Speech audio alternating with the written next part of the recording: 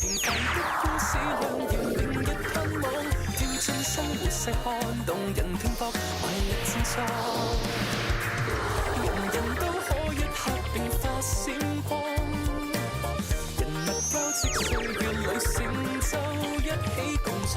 平凡的故事讓人永遠盼望，跳進生活細看動人拼搏，懷力戰錯。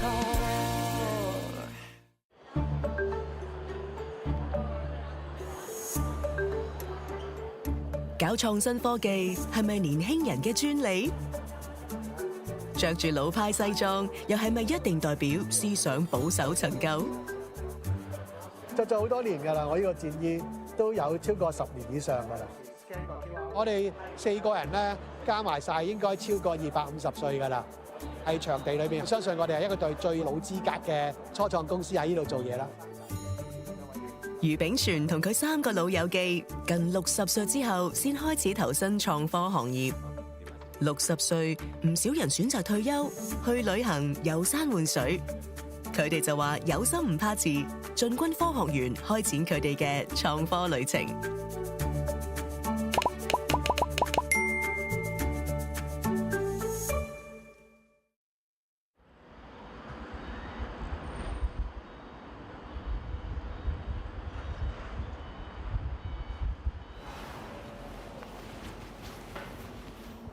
今日我哋嚟到中山，我哋今日咧準備入一個生產車間，就係佢哋做底板嘅時候咧，而家一種嘅標準工藝。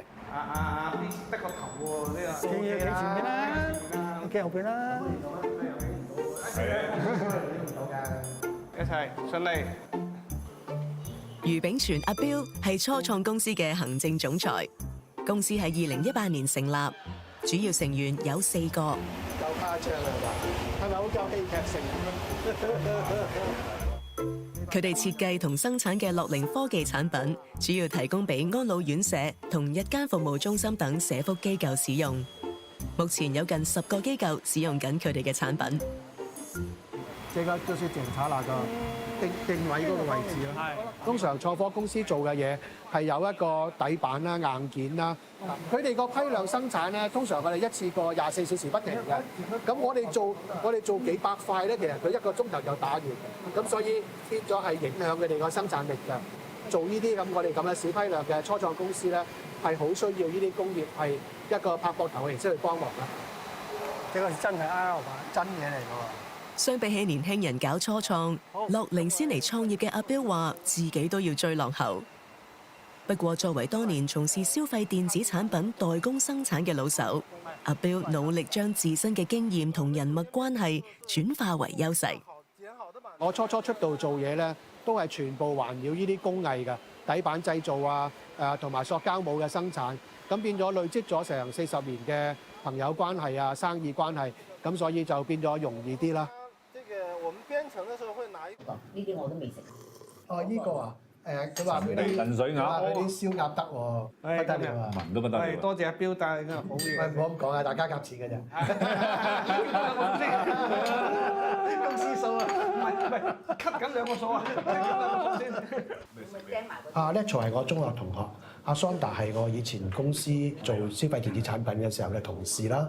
咁阿 Vincent 就係做塑膠做企業顧問，所以我又識到佢啦。呢間初創公司嘅成員全部超過60歲，幾年前陸續踏入退休年齡，不過個個都話未想停落嚟。我其實退咗休嘅，只不過退休之後我仲想即係有啲時間咧，就冇乜嘢做咧，我就會周圍行下睇下有啲咩電子產品可以拎嚟玩下嘅。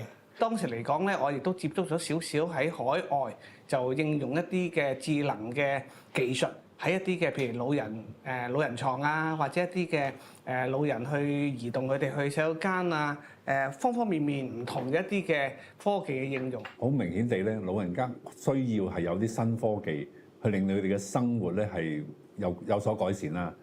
咁點樣可以令到佢老人家喺用科技嘅時候又容易適應咧？咁咪變咗咁呢個係一個挑戰嚟㗎。我唔中意食陳皮咯。 63歲嘅阿彪將大家聚埋一齊，再分工。65歲嘅 Vincent 負責市場營銷，同唔同嘅安老機構溝通。至於62歲嘅 Natural 同年紀最大，今年已經69歲嘅 Sonda 就被稱為軟硬天師。軟天師就係軟件啦，係阿 Natural 啦。我哋通常阿 Sonda 因為佢負責嗰啲殼啊同埋嗰啲底板啊 firmware 啊，咁我通常都會叫佢做硬天師嘅。咁一個軟天師，一個硬天師，咁就造成我哋嘅產品同埋我哋嘅 solution 啦。 4個人埋班搞創科，決定進軍樂齡科技。哇喂，拋光拋到拋得好靚，好似細路仔有一個新玩具啦。每一次接觸到新嘅事物，都對於我嚟講都係一件新嘅玩具，或者一個新嘅嘗試，一個新嘅大陸。已經退咗休嘅電子工程師 Sonda 就諗到要開發一樣新產品。有冇老花㗎你？梗係有老花啦，咁會唔會好辛苦啊？定啲啫？都唔會嘅，有張凳坐就好啲，企就麻煩啲。一開始咧就我買咗個運動手錶，咁啊發覺幾好用喎，咁啊同老人院傾開咧，發覺一樣嘢，原來老人家咧就唔中意戴啲運動錶嘅，因為佢覺得個運動錶成日就箍住隻手就唔中意。咁我話如果係咁嘅話，我哋不如做個感應器，就將個感應器裝喺嗰個運動器材嗰度，譬如架單車啊或者條拉繩嗰度啦。佢哋用咗半年時間專注傳感器呢個硬件產品，完成之後興高采烈咁拎去推銷俾安老服務機構，諗住可以推出市場。點知得返嚟嘅反應不似預期。咁做咗出嚟之後，係攞到運動數據，不過未經整理嘅數據。我哋再去 NGO present 嘅時候，佢話俾佢哋知做咗出嚟啦。佢話幾好喎，不過你要整理好啲數據，連埋個報告，我哋即刻叮一聲啦，係一個話原來仲爭個 system， 咁所以都係一個突然嘅挫折啦。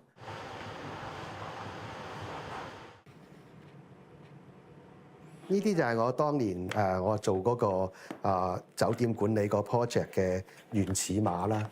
咁呢啲都係當年咧嗰啲5有4分之1寸嘅 floppy disk。咁呢啲係古董嚟㗎啦。咁呢個係一個原始碼嘅編勾啦。呢啲就係所有我寫嘅程式個列表啦。呢啲陳年嘅檔案全部都係阿 Bill 所編寫嘅軟件系統。高中嘅時候，屋企人送咗一部電腦俾阿 Bill， 啟發咗佢對編寫程式嘅興趣。之後仲兼職幫人寫軟件。當時咧，其實嗰啲編程嗰啲咧係全部都自學嘅，咁就互聯網唔係太流行啦，咁就去買一啲嘅即係編程嘅書籍啦，咁去學。其實你 base on 上次佢已經需要 review 㗎啦。之後佢忙於同太太一齊經營消費電子產品嘅代工廠生意，令佢放低咗呢個興趣。而家 confirm 咗幾時 market launch 未？3月25號，因為要加個 power band 啊嘛。創科夢我而家仍然係有㗎，因為最近嗰3-4年喺科技上面咧，我見到有一個好大嘅轉變。我能唔能夠重新再次參與翻呢一個科技嘅洪流啦？我係希望社會即係知道咧，即係話60 and beyond 係仍然有一個創造嘅能力，一個創科嘅能力。呢個係我最理想能夠做到嘅一個方向啦。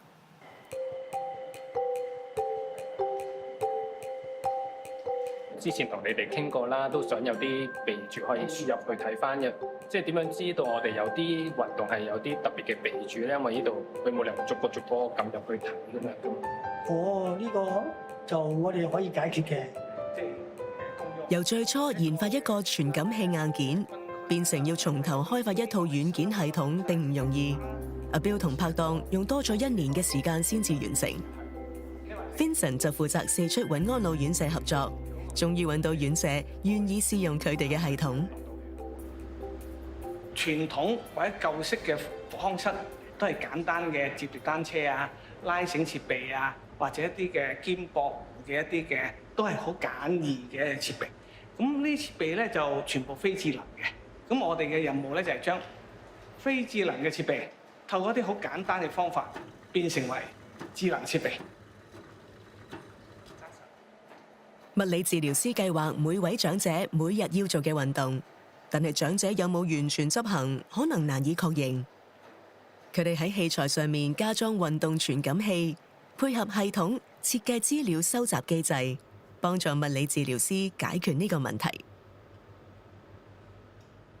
通常我哋喺外面啲運動場見到人拉咧，就好拉到開心咁拉下咁得㗎啦。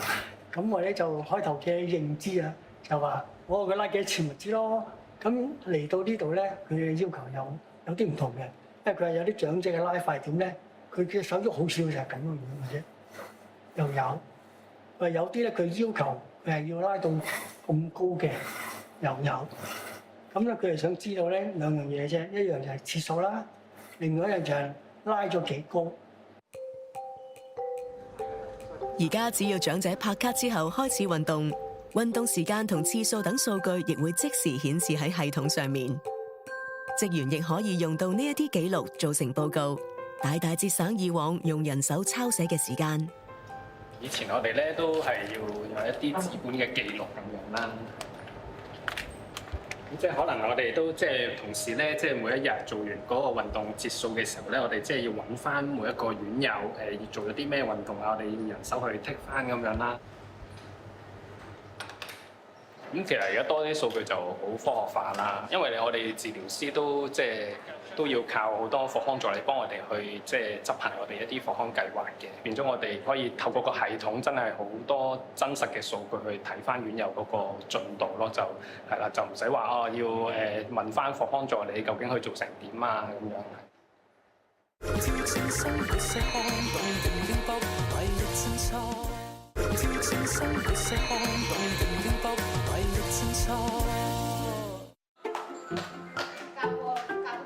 玩遊戲、量血壓。呢間長者日間服務中心每日都為近60名長者安排唔同嘅服務。咁佢哋一翻嚟咧，就會用呢一本簿咧，就去點每日嘅出席名單啦。譬如佢翻嚟，咁同事就剔咁樣咯。中心職員每日都要花近個半鐘頭去做呢啲紙本記錄。呢啲文書處理工作，佢哋形容已經成為長者服務嘅痛點。喺記錄上邊啦，有分唔同嘅 file 啦，同埋喺電腦上亦都有唔同嘅試算表要入。咁入完之後咧，喺每個月就要呈交俾機構同埋社署去做翻一啲報表咁樣。拍卡係可以 search 嘅，通常一拍咧，但係就唔係用點嘅方式咯。余炳全阿 Bill 同佢嘅團隊研發唔同嘅長者服務系統。佢同負責軟件編製嘅拍檔 Natural 以較低成本為呢間長者中心設計咗一套拍卡系統。咁啱啱翻到嚟咧，咁我哋就攞呢張卡，咁就去拍卡。咁咧畫面就會出現咗佢個名。咁我哋如果點入去咧，就見到佢當日咧係需要做嘅活動啦。其實咧，而家呢個日間中心系統咧，將所有數據收集埋一齊，咁咧就個目標咧就係希望咧中心用起上嚟嘅時候咧，唔同部門咧能夠將啲數據咧係整合起上嚟，咁就家屬打電話嚟，清清楚楚話俾家屬知。如果佢哋想睇某一個會員嘅情況，一撳個數字就睇到。一出畫面咧，可唔可以有第啲方法，唔使用電腦都攞到數？又要寫低啦，寫咯，呢啲你嘅工作。每次有新嘅構思，阿 Bill 就會用白紙寫低俾 Natural。兩個人係中學同學，認識咗近50年，唔需要多解釋，已經明白對方嘅意思。快餐店嘅茶餐廳，佢俾張紙仔我又會俾翻張紙仔佢。咁我哋合作咗幾廿年都係咁樣合作法嘅啦。佢明白點樣寫，我係明白佢嘅意思。咁變咗咧，佢寫低咗嘅嘢咧，我就要翻去慢慢過濾，跟住睇下點樣喺技術層面上去實現嗰件事咯。呢個最弊嘅咧就係因為 Pad 咧 Android 咧，咁我哋就想佢哋譬如每日行上佢哋要量血壓、探熱同埋血氧嗰度咧，會唔會有啲系統咧量咗之後咧就直接上翻個電腦系統度嘅？好，阿 Bill 話明白到自己團隊唔似年輕人咁用上最先進嘅科技同新穎嘅界面設計。為咗彌補不足，佢哋選擇用市場比較少見嘅做法。為客戶度身訂造一個系統。因為我哋個信念就係我哋唔應該用人去就個系統，應該係個系統去就人，因為 tech 係咁用噶嘛。我諗到個場景就係將來我哋會俾多佢哋同其他公司係有好大嘅分別，就係佢哋聽咗我哋嘅需要先，咁然後係好設身處地咧為我哋去揼一個系統出嚟啦。佢直頭將個報表個樣都設計得一模一樣，令到同事咧唔會喺個轉變上咧太大個落差，令到我哋推呢個系統嘅時候咧都順暢咗好多嘅。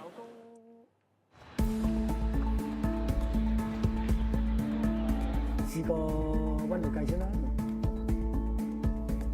好準確嘅36.1度。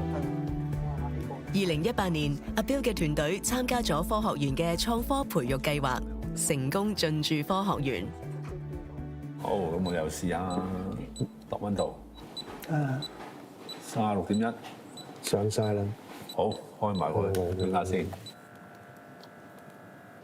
136.91。係啱啦。跟住咧，我哋將啲數據 save 咗佢啦。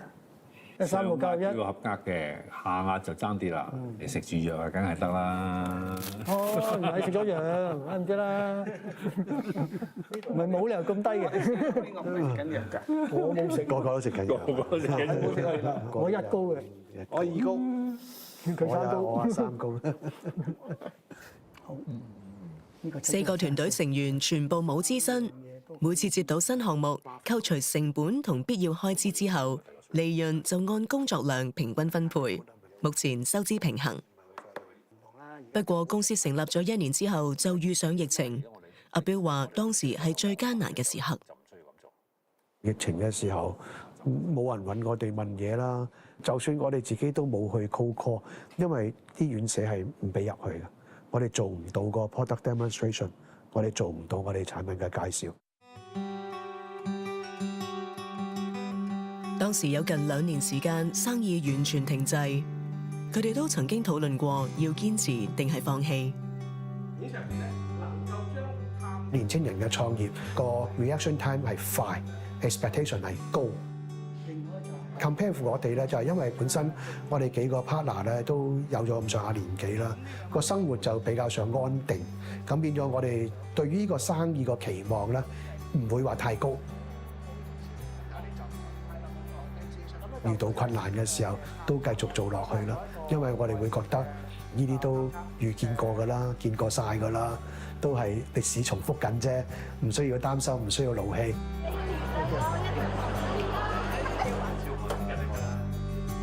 呢次經歷反而啟發咗佢哋，用咗1年半時間設計新嘅創科產品——床邊監測系統。當時咧我哋見到咧疫情，好多人咧會發燒啦，喺床上面活動能力唔多啦，咁血氧會低啊，諸如此類。咁我哋就去諗咧，就係話究竟如果我哋開發一個體温嘅偵測嘅儀器，對疫情有冇幫助咧？對啲病友？咁嗰個概念就係當時係發生咗。佢哋研發咗一個紅外線偵測器，利用一個紅外線鏡頭探測頭部體温。一旦體温過高，或者院友離開張床嘅時候，就會響起警報。房間101床號01，德仔，請查看是否離床。由於鏡頭只會顯示温度，唔會侵犯院友嘅私隱，容易被用家接受。試一試嗰個反應先啦。哎呀，而家德仔幾多度？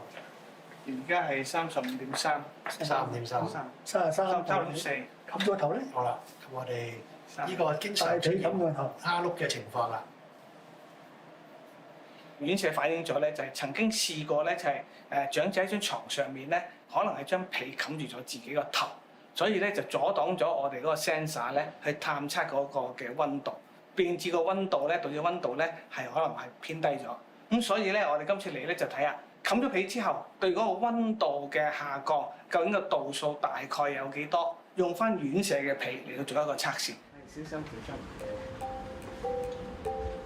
系統到實際測試嘅時間，出現咗好多預計唔到嘅情況。阿彪同團隊不斷測試同修正，成功協助院舍偵測到院友發燒。現時有4間院舍試用緊。成個過程用咗1年半到2年左右啦。對於我哋嚟講咧，我哋希望做好件事，咁嗰個時間成本咧，我哋冇計得咁重，咁所以即係我哋嘅 advantage 啦。之後咧喺時間段上。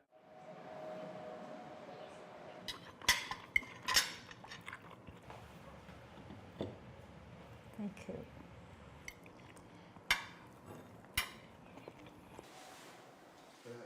我哋中學同學咧，其實個個都做緊嘢，咁所以都冇人退休啊！冇人退休，所以我哋唔可以退休，所以我就唔講退休。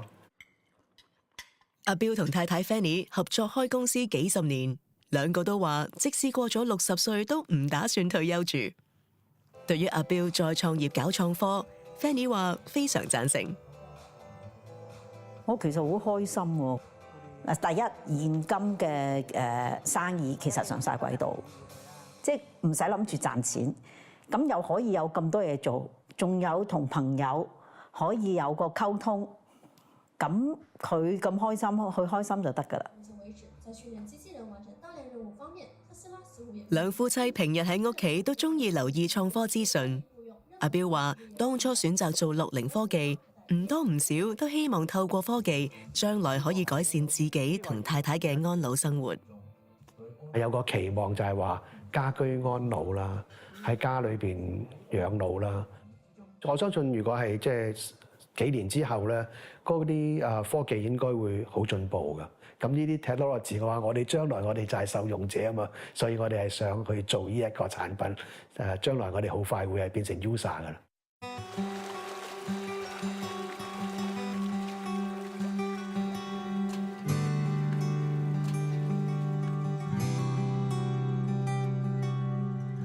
有工作啦，咁亦都身體係叫做 OK 啦，比較安樂嘅生活啦，有一個家庭啦，咁呢個都係年輕嘅幻想，全部都實現晒啦！而家